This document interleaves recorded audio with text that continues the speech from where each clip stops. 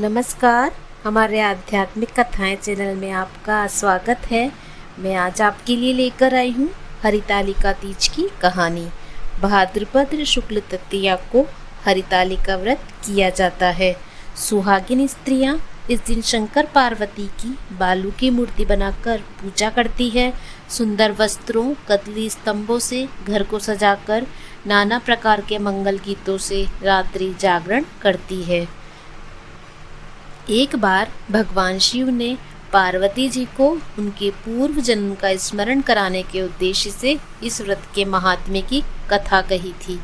श्री भोले शंकर बोले, हे गौरी, पर्वतराज हिमालय पर स्थित गंगा के तट पर तुमने अपनी बाल्यावस्था में 12 वर्षों तक अधोमुखी होकर घोर तप किया था।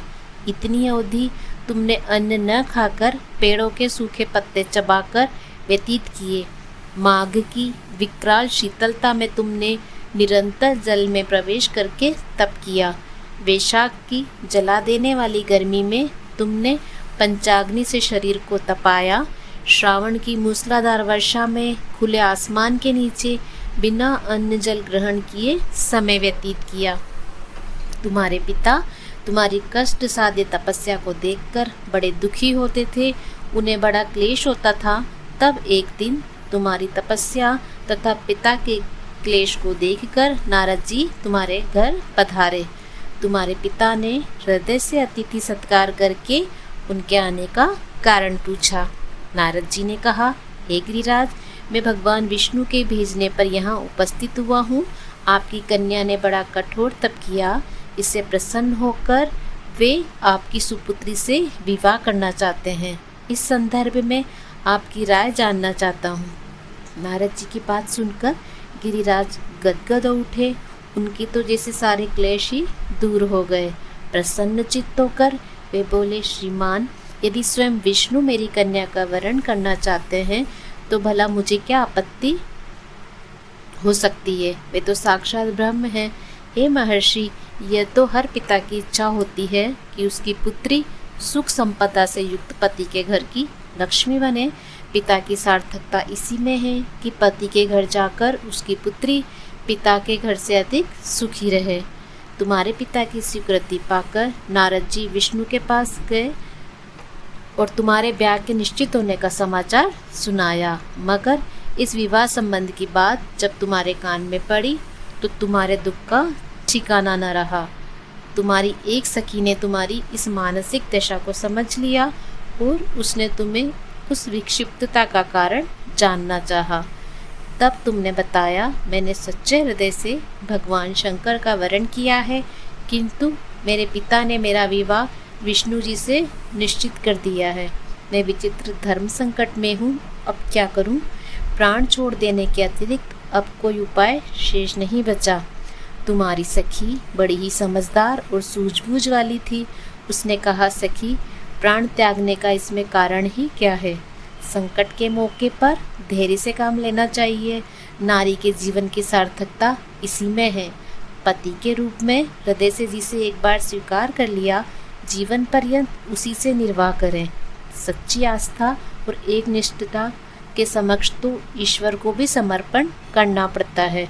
मैं तुम्हें घनघोर जंगल में ले चलती हूँ, जो साधना स्थली भी है और जहाँ तुम्हारे पिता तुम्हें खोज भी न पाए।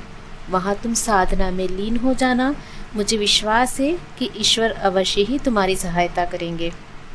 तुमने ऐसा ही किया। तुम्हारे पिता तुम्हें घर पर न पाकर बड़े दुखी तथा चिंतित हुए।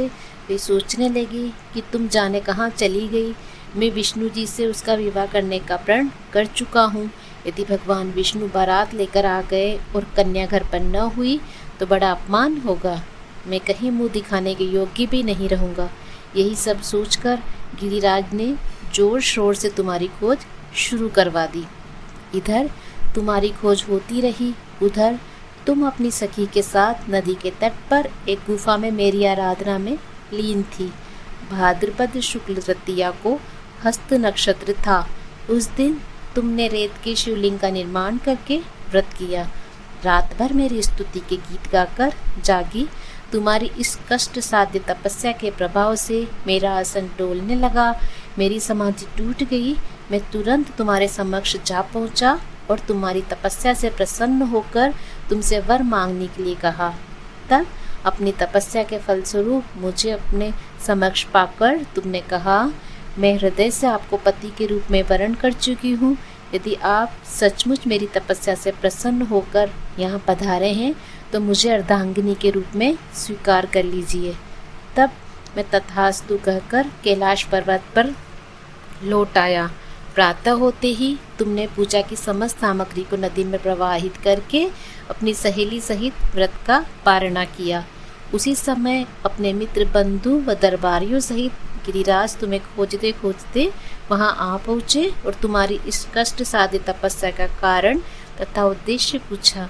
उस समय तुम्हारी दशा को देखकर गिरिराज अत्यंत दुखी हुए और पीड़ा के कारण उनकी आंखों से आंसू उमड़ आए। तुमने उनके आंसू पोंछते हुए विनम्र स्वर में कहा, पिताजी, मैंने अपने जीवन का अधिकांश समय कठोर तपस्या में बिताया है। मेरी इस तपस्या का उद्देश्य केवल यही था कि मैं महादेव को पति के रूप में पाना चाहती थी। आज मैं अपनी तपस्या की कसौटी पर खरी उतर चुकी हूँ। आप क्योंकि विष्णु जी से मेरा विवाह करने का निर्णय ले चुके, इसलिए मैं अपने आराध्य की खोज में घर छोड़कर चली आई। अब मैं आपके साथ इसी शर्त पर घर जाऊंगी कि आप मेरा विवाह विष्णु जी से न करके महादेव जी से करेंगे। गिरिराज मान गए और तुम्हें घर ले गए। कुछ समय के पश्चात शास्त्रोक्त विधि विधान पूर्वक उन्होंने हम दोनों का विवाह सूत्र में बांध दिया। हे पार्वती, भाद्रपद की शुक्ल तृतीया को तुमने मेरी आराधना करके जो व्रत किया, उसी के फलस्वरूप मेरा तुमसे विवाह हो सका। इसका महत्व ये है कि इस व्रत को करने वाली कुंवारियों को मनोवांछित फल देता हूँ। इसलिए सौभाग्य की इच्छा करने वाली प्रत्येक युवती को यह व्रत पूरी एक निष्ठा तथा आस्था से करना चाहिए। उम्मीद करती हूँ कि आपको यह कहानी पसंद आई होगी। अगर पसंद आई है तो लाइक एंड शेयर कीजिएगा एंड बेल आइकन का बटन अवश्य दबाइए। जय श्री कृष्णा। धन्यवाद।